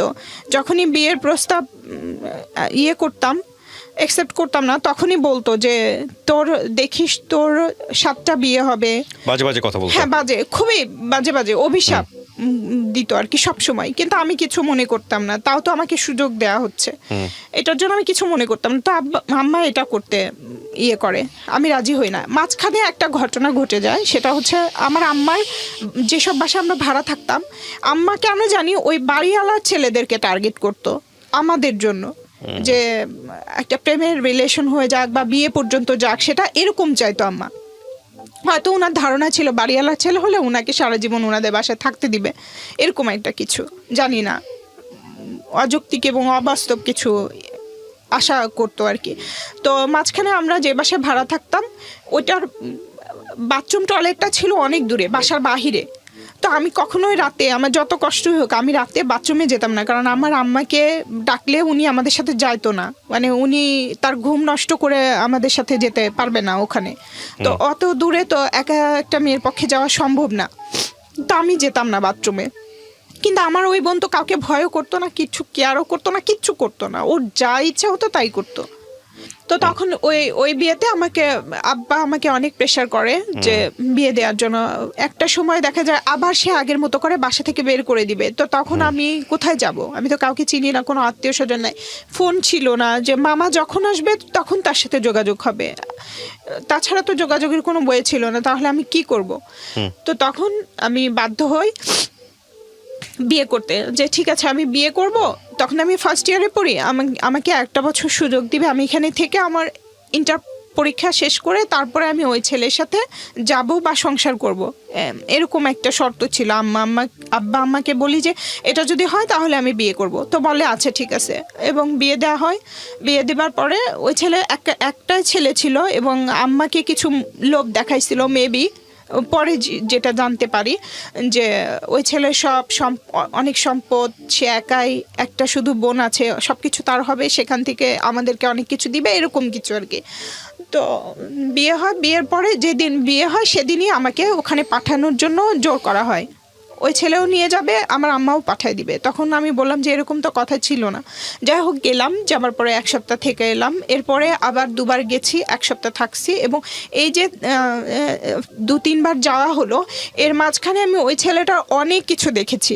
ওখান থেকে আমি পালায় চলে আসি, এবং আমি চেষ্টা করেছিলাম যে আমি পরীক্ষাটা এখানে থেকে দিব, দেন তারপরে আবার তার সাথে সংসার করব, এরকম একটা প্ল্যান ছিল। বাট আমার মা সেটা হতে দিবে না, বলছে যেহেতু তাদের প্ল্যান সাকসেস হয় না, তাই আমাকে ওখান থেকে ডিভোর্স দিয়ে। ছেলে রাজি, হ্যাঁ বিয়ে করব, বাট ওই ছেলের মা এসে ওখানে আমার বোনকে আবার মারপিট করে।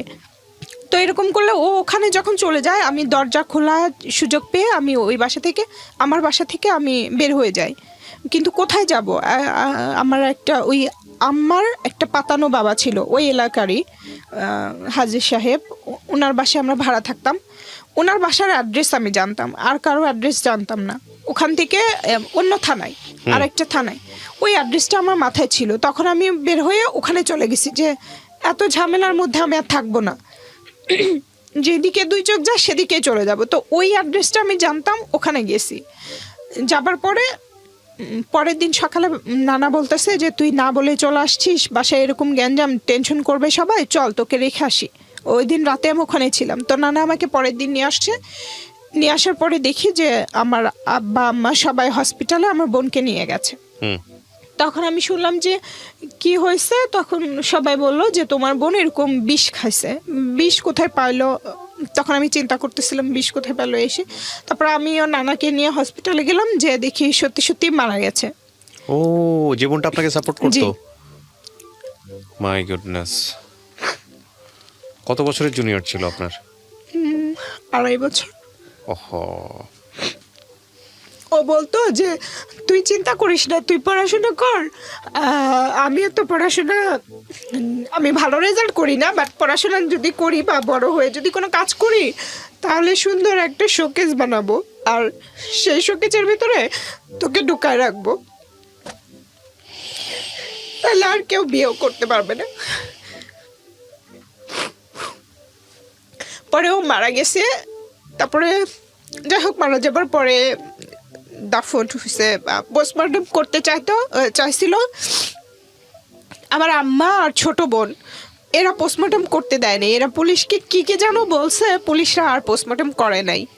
কি বলছে জানি না, শুধু সবাই বলতেছে তোমার বোনের এত বুদ্ধি, ওর একটা কথাই পুলিশ আর পোস্টমর্টম করলো না। তারপরে এলাকার কয়েকজন মহিলা, মানে এলাকার বলতে যে বাসা আমরা ভাড়া থাকতাম, ওই বাড়িওয়ালার বোন, উনি অনেক উঁচা লম্বা, ওনার 3টা মেয়ে আছে আমাদের মতো, আম্মার মতোই বয়স।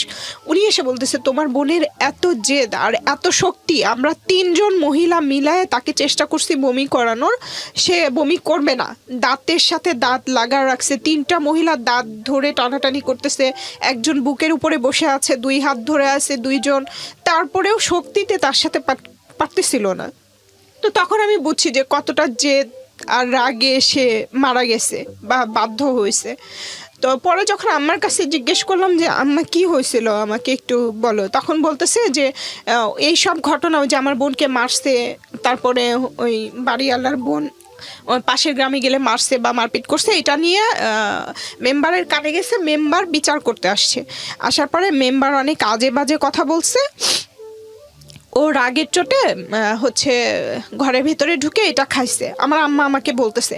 তখন আমি বললাম তাহলে ও ঔষধ পাইলো কোথায়? বলতেছে কে জানে কোথায় পাইছে, হয়তো কারো কাছ থেকে আনছে বা ওই ছেলেই দিছে যে খেয়ে মরে যাও, এরকম কিছু। সো আম্মা যেভাবে বলছিল ঘটনাটা যে এভাবে এভাবে মারা গেছে, আমার কোনোভাবে বিশ্বাস হচ্ছিল না, কারণ আমাদের দরজাটা ছিল অনেক নড়বড়ে এবং চারপাশের যে বর্ডারটা ওইটা টিন দেয়া ছিল, টিনের বেড়া ছিল যেটাকে বলে। তো ওইটা আমার আম্মা এক ধাক্কা দিলে দরজাও ভেঙে যেত। আমার বোনকেও, আমার বোন নাকি বলছে যে এভাবে আমাকে বাজে কথা বলতেছে, আমি বিষ খেলাম আম্মা, আমি বিষ খেলাম, আমি মরে গেলাম, এরকম বলছিল। তো তখনও নাকি আম্মা বলছে আমি অনেক ধাক্কাধাক্কি করছি, দরজা খোলে নাই, ভাঙতে পারি নাই। ওই মেম্বার সাহেবকেও বলছে, সেও ভেঙে দেয় নাই, সে আরও অনেক আজে বাজে কথা বলে গেছে, এটার জন্য সে রাগ করে বিষ খেয়ে ফেলছে। আমি বলছি বিষ কোথায় পাইলো? বলে কি জানি না কোথায় পাইছে, ও হয়তো বাইরে গেছিল, ওখান থেকে কোথাও থেকে কিনে নিয়ে আসছে, এরকম বলতেছিল। কিন্তু আমার বিশ্বাস হচ্ছিল না, বাট আমার কাছে তো কোনো প্রমাণ নাই, কারণ উনি আমাকে এবং আমার বোনকে অনেকবার এরকম সুযোগ করে দিয়েছে যে যখনই তাদের মত, তাদের এর সাথে করতাম না, তাদের মতের সাথে একমত হতাম না, তখনই বলতো যে ফ্যানের সাথে গলায় দড়ি দিয়ে মারা যা, তারপরে ওইখানে দূরের ঔষধ আছে খেয়ে মারা যা, এরকম বলতো। কিন্তু আমি কখনোই ওইগুলো চিন্তা করি নাই। আমার ওই বোন অনেক জেদি ছিল, ঠিক আছে, বাট এরকম একটা কাজ করবে ওটা আমার বিশ্বাস হচ্ছিল না। তো যাই হোক, যেহেতু হয়ে গেছে এখন তো কিছু করার নাই, আর আমার কথা বললেও তো কেউ তো বিশ্বাস করবে না। তো আমি কিছু বলি নাই এবং আমার মা খুবই স্বাভাবিক কি ছিল। আব্বা একটু কষ্ট পাইছিল, বাট মা দেখা গেছে কয়েকদিন পরে খুবই স্বাভাবিক। এবং পরে যখন আমার বোন মারা গেল, এরপরে আমি ডিসিশন নিলাম যে আমি ডিভোর্স দিয়ে দিব, এই রিলেশন আর কন্টিনিউ করব না। তখন আম্মাকে বললাম, বলার পরে ডিভোর্স হয়ে গেল। ডিভোর্স হওয়ার পরে যেই বাসাতে আমার বোন মারা গেল, ওই বাসার বাড়িওয়ালার ছেলে। ডিভোর্স বলতে আপনার ডিভোর্স হলো? হ্যাঁ, আমার ডিভোর্স হয়ে গেল। এটা আপনার বিয়ে হয়েছিল কত বছর বয়সে? ঠিক 13 মাস পরে ডিভোর্স হলো। না, বিয়ে হয়েছিল কত বছর বয়সে আপনার? তখন আমার 16 বছর, সামথিং 17 বছর বয়স। 13 মাস পরে আপনার ডিভোর্স হয়ে গেল? হ্যাঁ, 13 মাস পরে আমার ডিভোর্স হয়ে গেল। তখন আপনি কিসে পড়তেন? তখন আমি ইন্টার সেকেন্ড ইয়ারে পড়ি। ওকে, ডিভোর্সের পর আপনি কি পড়াশোনা কন্টিনিউ করলেন? হ্যাঁ, পড়াশোনা ডিভোর্সের পরে আমি পড়াশোনা কন্টিনিউ করলাম। বলতে আমার বোন যখন মারা গেল তখন আমার মাথায় একটু প্রবলেম হচ্ছিল, মেন্টালি সমস্যা হচ্ছিল, আমি কোনো কিছু মনে রাখতে পারতেছিলাম না, আমি সবসময় অসুস্থ ফিল করতেছিলাম, একটু অন্যরকম, মানে পাগল কেমন হয় জানি না। হ্যাঁ, তো আমার কোনো কিছুই কাজ করতেছিল না, পড়াশোনাও না, কোনো কিছুই না। তো আমি তো সায়েন্সে ছিলাম, পরীক্ষা দিলাম, আমার ফিজিক্সের রেজাল্ট খারাপ আসলো। তখন ওই বাড়িওয়ালা আন্টিরা আমাকে অনেক সাহস দিল যে তুমি আবার একবার পরীক্ষা দাও, ঠিক হয়ে যাবে। আমি আবার পরীক্ষা দিলাম, আবার আমার রেজাল্ট খারাপ হলো। মানে আমি কোনোভাবে করতে পারছিলাম না নিজেকে। তো যাই হোক, এর মধ্যে কি হলো, ওই আমি ডিসিশন নিলাম যে না, এভাবে করলে তো হবে না, আমাকে পড়াশোনা করতে হবে, কিছু একটা করতে হবে, নিজের পায়ে দাঁড়াতে হবে। তো আমি বললাম যে ঠিক আছে, আমি নেক্সট টাইম আমি কমার্সে ভর্তি হব, আবার নতুন করে স্টার্ট করব। মাঝখানে তো আমি সেলাইয়ের কাজ করেই যাচ্ছি। আমি কমার্সে ভর্তি হলাম, 2 বছর আমার পড়াশোনা চললো। এই 2 বছরের ভেতরে ওই বাড়িওয়ালার যে ছেলে, উনি আমাকে বিয়ের প্রস্তাব দিল। আচ্ছা, মানে আমরা ওই বাসায় আসি প্রায় 3 বছর 4 বছর হবে, কিন্তু যেদিন আমার বোনের জানাজা সেদিন উনি আমাকে দেখেছে, এর আগে দেখে নাই। মানে আমি যে বাসা থেকে বের হতাম না বা কিছু, স্কুলে যাওয়ার সময় ওভাবে দেখতো না, উনিও কাজ করতো, কাজে চলে যেত, আমাদের কখনোই দেখা হয়নি। ওই দিনই ফার্স্ট দেখেছে, দেখার পরে ডিসিশন নিয়েছে বিয়ে করলে আমাকেই করবে। তো তার ফ্যামিলিও আমাকে অনেক পছন্দ করতো, বাট আমার বাবা যেসব কথাবার্তা আমার সাথে বলতো বা যখন ঝগড়াঝাটি করতো, যে অ্যাটিটিউডগুলো করতো, এগুলো তার মার সামনে একবার পড়ে গেছিলো। এবং খুবই জঘন্য ভাষা, বলা যাবে না, বললেও হয়তো বা আপনারা রাখবেন না, ওটা আমি আর বলতে চাচ্ছি না। এটা দেখার পরে ওই আন্টি আমার উপরে খুব মানে উনি খুব হয়ে যায় আর কি, যে মেয়েটা এত ভালো, আমার ছেলেও ভালো, আমার ছেলে পছন্দ করছে ঠিকই ছিল, কিন্তু যেই বাবা যেই মেয়ের সাথে এভাবে কথা বললো, ওই মেয়েকে আমার ছেলের বউ কিভাবে বানাবো, মানে উনি মেন্টালি আবার এটা নিয়ে টেনশন করতে লাগলো, প্লাস অসুস্থই হয়ে গেল। একদিন আমাকে ডেকে বললো যে মা, তোমাকে আমি অনেক পছন্দ করি, এরকম আমার ছেলে বলে দিচ্ছে তুমি ছাড়া কাউকেই বিয়ে করবে না, পৃথিবীর কাউকেই বিয়ে করবে না, তুমি হচ্ছে যেভাবে হোক এটা করবা না।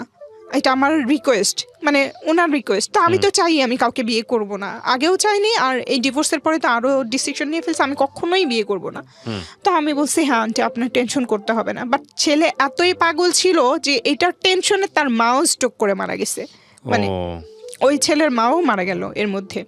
এবং ওই ছেলের বড় ভাই বা আরো যারা ছিল রাগে আমাদের সাথে অনেক দুর্ব্যবহার করতে চাইলো, মানে এমন আমাদেরকে পাড়ার থেকে বের করে দিবে আমাদের কারণে, এত কিছু হচ্ছে, তার ভাই পাগল হয়ে যাচ্ছে, এরকম একটা অবস্থা। তো আমার আম্মাকে বললাম আমাদের এই বাসা ছাড়তে হবে, মানে যখন প্রস্তাব দিয়েছে তখন থেকে আম্মাকে প্রেশার দিলাম। তো একটা সময় আমরা ওই বাসা ছেড়েও দিলাম, দেবার পরে আমি আমার ইন্টারকম করলাম, কিন্তু ওই ছেলেকে আর বাসা আসা বাদ দেওয়া যায় না। ওই ছেলে বাসা আসতে লাগলো, আমার খোঁজ খবর নিতে লাগলো। তারপরে আম্মা চাচ্ছিল কি ওই ছেলে আসবে আমাদের বাসায়, তারপরে সবাই একটা কথা বলবে, গ্রামের লোকজন একটা সিন ক্রিয়েট তৈরি হবে, ধরে সবাই মিলে ছেলে মেয়ের বিয়ে দিয়ে দিবে, তখন আমি বেঁচে গেলাম। মানে আম্মার কথা হচ্ছে যেভাবে হোক বিয়ে হলেই হলো। তো দেখা গেছে আমি পড়তেছি, ওই ছেলে পিছনে এসে দাঁড়ায় থাকতো, দেখতো, বাট আমি জানতামই না যে আমার পিছনে কেউ দাঁড়ায় আছে। মানে এত ভালোবাসতো যে মাথার উপরে ফ্যান নাই, গরম, আমার কোনো দিকে কোনো ফিলিংস, আমি শুধু পড়ছি। এটা দেখে উনি অনেক অবাক যে এত গরমের মধ্যে গা দিয়ে ঘাম বের হয়ে যাচ্ছে, সে কিছু টের পায় না। সেই ছেলে সাথে সাথে যে একটা ফ্যান কিনে নিয়ে এসে আমার বাসায় দিয়ে গেছে যে তোমার পড়তে কষ্ট হয় গরমে, এই ফ্যানটা তুমি ইউজ করো। মানে আমার আম্মাকে দিছে আসলে, বেসিক্যালি ওনাকেই দিয়েছে যে ওর জন্য আনছি। তো যাই হোক এরকম করতো, মানে এত ভালোবাসতো। তো আব্বা এই সুযোগটা নিত ওনার কাছ থেকে, সবসময় সময় অসময় নেই, টাকা পয়সা নিত, এই করতো বলতো। মানে একটা বিষয় যেটা বুঝতে পারছি গল্প শুনে যে আসলে অভাবে স্বভাব নষ্ট বলতে যেটা বোঝায়, হ্যাঁ, আর একটা কথা আছে, এটার বোধহয় একটা ইংরেজি আছে, নেসেসিটি নোজ নো ল, প্রয়োজন কোনো আইন মানে না। তো ওই জায়গাটা থেকে আসলে বিষয়টা এরকম, ওয়ান যেটা আপনাদের এথিকের জায়গা থেকে অনেক বাদবে, বাট আপনার রিয়েল লাইফটা একটু চিন্তা করে দেখেন, দিস ইজ আ ভেরি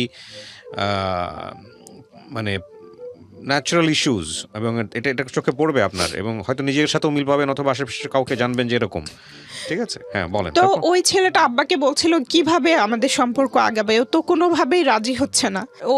ও রাজি না হলে সমস্যা নাই, আমি তোমার কাছ থেকে টাকা নিচ্ছি, আমি এই স্ট্যাম্পে কথা দিচ্ছি, স্ট্যাম্পে লিখে যে আমি আমার মেয়েকে ইন্টার পাসের পরে তোমার সাথে বিয়ে দিতে আমি বদ্ধপরিকর বা অঙ্গীকারবদ্ধ, এটা বলে একটা সিগনেচার আবার দিয়ে দিছে। তো উনি আমাকে বলে না। এরপরে যখন আমার ইন্টার পরীক্ষা হয়ে গেল, তখন তো এর আগে ওই ছেলে আমাকে দেখাইছে যে তোমার আব্বা এভাবে আমাকে কথা দিছে, তুমি কি তোমার আব্বার কথাও রাখবা না? কিন্তু ওই ছেলেটা লেখাপড়া জানতো না, কিন্তু মানুষ হিসেবে একদম ওয়ান ক্লাসের ছিল, মন মানসিকতা, মানে সব দিক দিয়েই একটা ভালো মানুষ যা হয়। কিন্তু আমরা ভাই বলে ডাকতাম, ছোটবেলা থেকে এত বেশি হ্যারাসমেন্ট হয়েছি, কোথায় যাব, আমি তো কাউকে চিনি না, কোনো ফোন নাম্বার জানি না, কোথায় যাব। তখন আমি আব্বার কাছ থেকে আমার ওই চাচাতো ভাই, যেই ভাইয়ের কথা বললাম, ওই চাচাতো ভাইয়ের ফোন নাম্বার নিয়ে ফোন দিলাম যে ভাইয়া এরকম আমি অ্যাডমিশন টেস্ট দিতে ঢাকা আসতে চাই, আপনি কি আমাকে একটু হেল্প করতে পারবেন কিনা?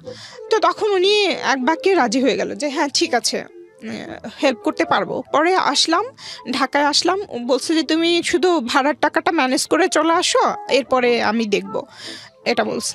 তো আমি আসলাম ঢাকায়, আসার পরে উনি হচ্ছে ওনার ফ্রেন্ডের ফ্যামিলি যে বাসায় থাকে, মানে অ্যাকচুয়ালি ওই ফ্ল্যাটে 3টা ফ্যামিলি থাকে, তার ফ্রেন্ড, তার ভাই বোন, ভাইয়ের ওয়াইফ, মানে অনেক লোকজন। ওখানে আমাকে রাখলো, ওদের বাসায় ফ্লোরিং করতাম, ওদের রুমের একটা ফ্যামিলি একটা রুমে ছিল, ওই ফ্যামিলির ভিতরে আমি আবার ফ্লোরিং করতাম। করে আমি ইউসিসিতে 2 মাসের মতো ক্লাস করলাম, তারপরে আমি অ্যাডমিশন টেস্ট দিলাম। এর মাঝখানে আব্বা আমাকে আমার অফিসে অ্যাপ্লিকেশন করাইছে, মানে চাকরির জন্য।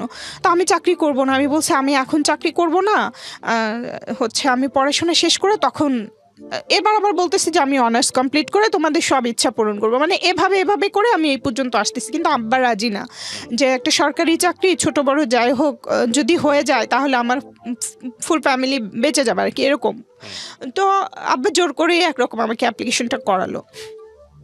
তা আমি ঠিক যখন আমি অ্যাডমিশন টেস্টটা দিলাম, এর পরপরই, মানে জাস্ট কয়েকদিনের ডিফারেন্স, 3-4 দিন এর মধ্যে আমি এই অফিসে পরীক্ষা দিলাম। তো পরীক্ষা দেবার পরে আমি এই অফিসে টিকে গেলাম, আমাকে ভাইভাতে ডাকা হলো। তো যখন ভাইভাতে ডাকা হলো তখন আমার ওই সময় যখন ভাইভাতে ডাকা হলো তখন আমার জাহাঙ্গীরনগরে ভর্তির ডেট ছিল, যে ওখানে আমাকে ভর্তি হতে হবে। ওই ভাইটাই টাকা পয়সা দিচ্ছে, তো উনি হচ্ছে ভর্তি করাই দিবে। তো আব্বাকে বললাম, আব্বা ভর্তি হতে দিবে না, বলছে ওখানে ভর্তি হলে তো তুমি চাকরি করতে পারবে না, আর চাকরি করলে তো তুমি ওখানে যা পড়াশোনা করতে পারবে না, জাহাঙ্গীরনগর তো অনেক দূরে, মানে কোনোভাবেই না। তখন আমাকে অনেকভাবে চেষ্টা করলো, ফ্যামিলি বাঁচাতে হবে, মানে অনেক রকম। তখন আমিও চিন্তা করলাম যে তাহলে তো কি হবে, তাহলে আমার চাকরিটাই করতে হবে, আমার ইউনিভার্সিটি ছেড়ে দিতে হবে, আমার সারা জীবনের স্বপ্ন যেটা ছিল। তো পরে আমি চাকরিতে জয়েন করলাম 2006 সালে ডিসেম্বর মাসে। এটা তত্ত্বাবধায়ক সরকারের সময় ছিল, যে কারণে আমাদের কোনো ঘুষ বা কিছু দিতে হয়নি, লিগ্যাল ওয়েতে আসা হয়েছে। ঘুষ দিলে হয়তো আমার চাকরিটাও হতো না, যেই চাকরিটা আমি এখনও কন্টিনিউ করছি এটার কথা বলছি। তো যাই হোক, আমি নর্মালি হচ্ছে আমার অনার্স ভর্তি হয়ে গেলাম সোশিয়োলজিতে ইডেন কলেজে। ওখান থেকে আমি চাকরি এবং এটা কন্টিনিউ করছি। এর মাঝখানে আমি কখনোই কোনো ছেলে পেলেকে নিয়ে কোনো স্বপ্ন দেখা, কোনো রিলেশনে জড়ানো কোনো কিছুই না আমার মাথায়। আমি ছোটোবেলা থেকে ভাবতাম আমি কলেজে উঠে প্রেম করব, এটা করব, ওইটা করব। তারপর ভাবলাম আমি অনার্স ওইটা করবো, যে আমাকে ইন্টার ভালো করে পাশ করতে হবে, কোনো দিকে মনোযোগ দেওয়া যাবে না। এরপর আমি ভাবলাম অনার্সে এসে আমি পড়াশোনা, চাকরি, আমি কোনো দিকে মনোযোগ দেবার সুযোগ নেই। আমার প্রথমত ইচ্ছাই ছিল আর বিয়ে না করা, আর আমি আসলে ওই সুযোগটাও পাইনি। তো যাই হোক, আমি দুটোই কন্টিনিউ করলাম। অনার্সেও আমার রেজাল্ট ভালো ছিল, মাস্টার্স করলাম। ঠিক মাস্টার্স করার আগে এর মাঝখানে আর কিছু ঘটনা ঘটে গেছে। সেটা হচ্ছে আমার বাবা 30-35 বছরের মতো চাকরি করেছে, কিছুই করতে পারে নাই, বরঞ্চ উল্টা অনেক টাকা লোন করেছে আর কি। উনি 2,60,000 টাকার মতো পেনশন পেয়েছে, ওখান থেকে দেখা গেছে 1 লাখ টাকা লোন, 1 লাখ টাকা আমার মা নিয়ে নিয়েছে, আর 50,000 টাকা তার আছে, এরকম আর কি। সে সব কিছু আর কি পেনশনের রিটায়ার্ডের পরেও কিছু করতে পারলো না। তো আমি যখন জয়েন করেছি তখন আমার মা বাবাকে যে কথা দিয়েছিলাম যে তোমাদের সব ইচ্ছা আমি পূরণ করব, শুধু বিনিময়ে আমাকে একটু পড়াশোনা করতে দাও, তো ওইটাই তারা বারবার মনে করাই দিচ্ছিল। আমাদের ঋণ শোধ করবি না, আমাকে জায়গা কিনে দিবি না, বাড়ি করে দিবি না, এরকম সারাক্ষণ আমার মাথা খেয়ে ফেলছিল। তো জাস্ট চাকরিতে জয়েন করে তো মানুষ সব কিছু করতে পারে না। তো যাই হোক, আমার মাকে বললাম যে ঠিক আছে, ওই গ্রামে 2 শতক জায়গা দেখো, আমি টাকা পয়সা জোগাড় করতেছি। তো জয়েন করার পর থেকে আমি টাকা পয়সা জোগাড় করতেছিলাম জায়গা কেনার জন্য। এর মাঝখানে আমি ফ্যামিলিকে এখানে নিয়ে আসি। আমার ছোটো বোনটা ইন্টার পাস করে ফেলে। ইন্টার পাস করার পরে ওকে এখানে, মানে এসএসসি পাস করার পরে আমি ঢাকায় শিফট করি, ফুল ফ্যামিলিকে ঢাকায় নিয়ে আসি। তখন আমরা সানার পাড়ে একটা বাসায় ভাড়া থাকতাম, ওদিকে ভাড়াটা একটু কম ছিল, এই কারণে ওদিকে ভাড়া নেওয়া হয়। তো ভাড়া নেবার পরে আমার সবাই ফুল ফ্যামিলি নিয়ে আসার পর আমার বোনকে বদ্রুনেসায় ভর্তি করা, ওর সব খরচ আমি দিচ্ছি, বাসা ভাড়া আমি দিচ্ছি, বাজার খরচ সব আমি দিচ্ছি। জাস্ট রিটায়ার্ডের সময়ও আমার বাবা বেতন পেয়েছে 6,000 সামথিং, এরকম 7,000 টাকাও না। তো সেই টাকা দিয়ে ঘর ভাড়াও দেওয়া যেত না, খাওয়াও যেত না। তার মানে সব কিছু ওই টাকা দিয়ে তার সিগারেট খেতেই চলে যায়। এবং আরেকটা কথা বলে রাখি, আমার বাবা এতই অসুস্থ, আমি জন্মের পরে আমার বাবার দাঁত দেখেছি একটা, মানে উনি তখনই এত বৃদ্ধ ছিল এবং শারীরিকভাবে অসুস্থ ছিল, তখন থেকে এই অবস্থা পর্যন্ত। এরপরে উনি সিগারেট খেতেন, চা খেতেন এরকম, এবং খুবই বেখেয়ালি ছিলেন, কেয়ারলেস ফ্যামিলির প্রতি। তো তখন আমাকেই সব কিছু চালাতে হচ্ছে। তখন কি আপনার মাস্টার্স কমপ্লিট হয়ে গেছে? না, তখন আমি অনার্স সেকেন্ড ইয়ারে পড়ি। সেকেন্ড ইয়ার পরে? আচ্ছা, আমি আপনার গল্পটা যেটা যতটুকু শুনলাম একেবারে শুরু থেকে শেষ পর্যন্ত, এটা আমি খুব ভালো করে বুঝতে পারছি যে আপনাকে যদি আমি লাইন বাই লাইন বলতে দিতাম তাহলে গল্প কিছু কিছু জায়গায় মানুষের কাছে খুব অবিশ্বাস্য মনে হতো। কিছু কিছু জায়গায় গল্পটা মনে হতো যে আপনি কারোর সাথে শত্রুতামি করে বলতে এসছেন। কিছু কিছু জায়গায় মনে হতো যে এটা একটা ভয়ঙ্কর রকমের আনরিয়েলিস্টিক একটা গল্প। এবং সব কিছু যেভাবে প্রচার করা যায় সেই জায়গাটি থেকে আমরা কেটে ছেটে আজকে যে জায়গাটা এনেছি, সেখানে যদি একটা মোটা দাগে একটা সমীকরণ দাঁড় করাই, তাহলে আমি গল্পটাকে বলতে পারি এটা একটা অতি দরিদ্র পরিবারে জন্ম হওয়া একটা শিশু বা একটা মেয়ের তার নিজের বেড়ে ওঠার মনস্তাত্ত্বিক, শারীরিক এবং সব কিছু মিলিয়ে পারিপার্শ্বিক, সামাজিক, পারিবারিক যুদ্ধ।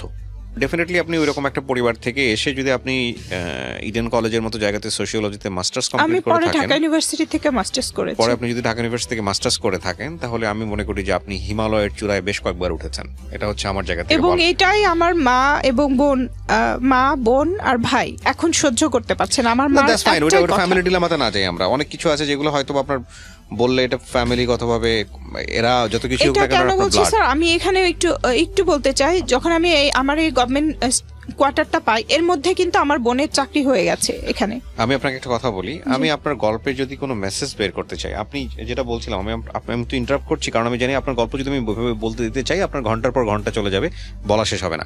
আর এর দিন শেষে আসলে গল্প একটা জগা খিচুড়ি জায়গায় চলে যাবে, কারণ আপনি যেভাবে রিয়েল লাইফটাকে এইভাবে আনতে চাচ্ছেন, সেখানে আমি যদি বলি যে একটা ব্রডার মেসেজটা কি, সেই মেসেজের জায়গাটা হারায় যাবে।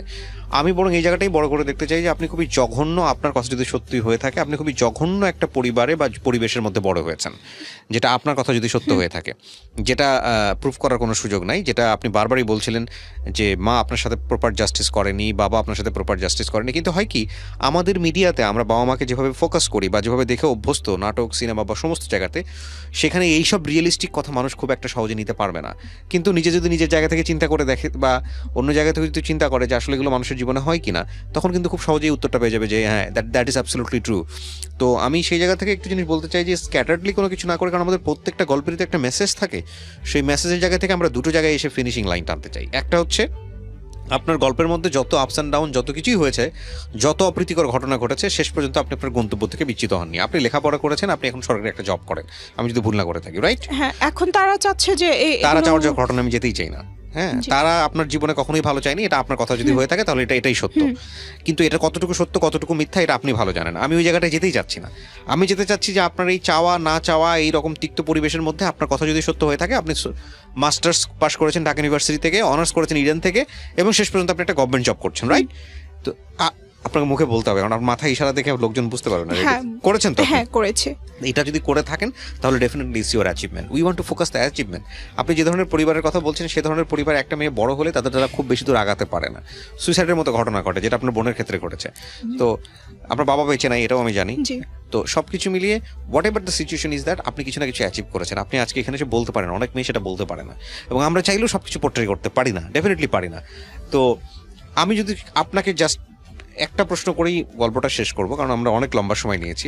আপনি গল্পটা রেডিওতে কেন বললেন, জীবন গল্পে কেন বললেন, বলেন? যে বাবা মাকেও এতটা বিশ্বাস করা ঠিক না আমি যতটা করেছি, কারণ শেষ সময়ে এসে, এই শেষ সময়ে লাস্ট করোনার ভেতরে 2020 সালে তারা আমার সাথে যা করেছে, সেটা পৃথিবীর কোনো মা বাবাই করতে পারে না। এটা আপনি মনে করেন যে বাবা মাকে এতটা বিশ্বাস করা উচিত না? হ্যাঁ, এতটা বিশ্বাস করা উচিত না, এবং বাবা মাকেও এতটা বিশ্বাস করা উচিত না আমার মতে। এবং আপনার জায়গাটা ঠিক আছে, আপনি আপনার মতো করে বলেছেন, কিন্তু এটা হয়তো সিচুয়েশনাল কেস। সিচুয়েশনাল বলতে আমি যেটা বোঝাচ্ছি, প্রিয় দর্শক এবং শ্রোতা, উনি যেটা বলেছে সেটা ব্রডার মেসেজে নেওয়া সম্ভব নয়, তবে এটা সিচুয়েশনাল বলতে আমি যেটা বোঝাচ্ছি যে এটা কারো কারো জীবনে চরম সত্য, কারো কারো জীবনে এটা অবিশ্বাস্য। কিন্তু বাবা মায়ের যেই চরিত্রায়ন আমাদের সমাজে বা আমাদের ধর্মীয় জায়গাতে, সেখানে এটা কোনোভাবেই আমরা নিতে পারবো না যে বাবা মাকে আমরা বিশ্বাস করতে পারবো না, ডেফিনেটলি নট। এবং কারো কারো জন্য শকিং হবে। তবে এটা ঠিক যে আমরা যদি, যেহেতু আপনার এই অনুষ্ঠানটা সব শ্রেণীর মানুষ শুনবে, সেজন্যই আমার ইন জেনারেল কথাটা বলা। হ্যাঁ, কিন্তু আপনার অভিজ্ঞতা থেকে আপনি হয়তো আপনার বাবা মাকে যেভাবে চিন্তা করেছেন সেটাই আপনি বলেছেন, কিন্তু পৃথিবীতে অসংখ্য সন্তান আছে যারা আপনার বাবা মার কথা বলবো না। এক্স্যাক্টলি, আমি সেটাই বলছিলাম যে পৃথিবীতে অসংখ্য সন্তান আছে যারা এই কথা শুনলে শকড হবে। না, আমি সব বাবা মার কথা বলি না, যে কিছু বাবা মা আছে যাদেরকে আসলে বিশ্বাস করা উচিত না, এবং তারা সব সময় আমার সাথে আমার বিশ্বাস। কিছু বাবা মার এক্সপেরিয়েন্স তো আপনার লাইফে নাই, আপনার লাইফে আপনার বাবা মার এক্সপেরিয়েন্সে আছে। তো সেই জায়গাটা থেকে শুধু একটা কথাই বলার আছে, সেটা হলো যে আমি যদি বড় করে কোনো কিছু দেখতে চাই, আপনি বলতেছেন এইটা, আপনার বাবা মাকে যদি পাশে বসানোর সুযোগ থাকতো, তারাও হাজারটা কমপ্লেন আপনার বিরুদ্ধে দাঁড় করাতো তাদের মতো করে। তো আমরা ওই জাস্টিফিকেশনে যাব না, আমরা শুধু একটা জিনিসই বলতে চাই, আপনি যা অবস্থার মধ্যেই ছিলেন, মানসিকভাবে শারীরিকভাবে যে ধরনের টর্চার হয়েছেন, অনেক কিছু আমি আনতে পারিনি রেডিওতে, বাট আপনি অ্যাচিভ করেছেন। সেই অ্যাচিভের জায়গাটা আমি বড় করে দেখতে চাই।